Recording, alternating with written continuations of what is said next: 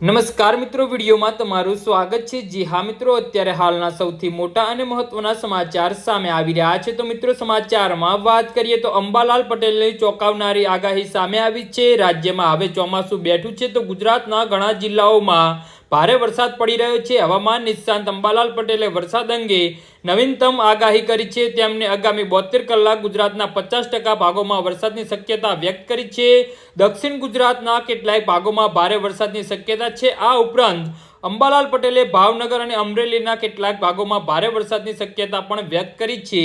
જી હા મિત્રો, અત્યારે હાલના સૌથી મોટા અને મહત્વના સમાચાર સામે આવી રહ્યા છે। તો મિત્રો, સમાચારમાં વધુ વિગતવાર વાત કરીએ તો અંબાલાલ પટેલે આગાહી કરતા કહ્યું કે પશ્ચિમી સૌરાષ્ટ્રના કેટલાક ભાગોમાં હજુ પણ ઓછો વરસાદ પડશે। તેમણે ઉત્તર ગુજરાતના સાબરકાંઠા અને અરવલ્લીના ભાગોમાં સારો વરસાદ થવાની શક્યતા વ્યક્ત કરી છે। પંચમહાલ અને વડોદરાના ભાગોમાં 4 ઇંચથી વધુ વરસાદ પડવાની શક્યતા છે।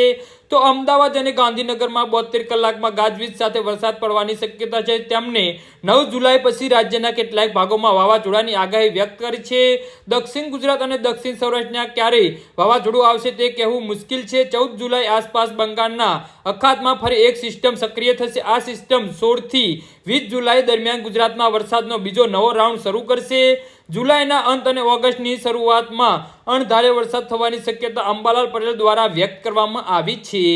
જી હા મિત્રો, તો આના વિશે તમારું શું કહેવું છે તો નીચે અમારી કમેન્ટ બોક્સમાં જરૂરથી જણાવજો અને અમારી યુટ્યુબ ચેનલને સબસ્ક્રાઇબ કરવાની ભૂલતા નહીં। ધન્યવાદ।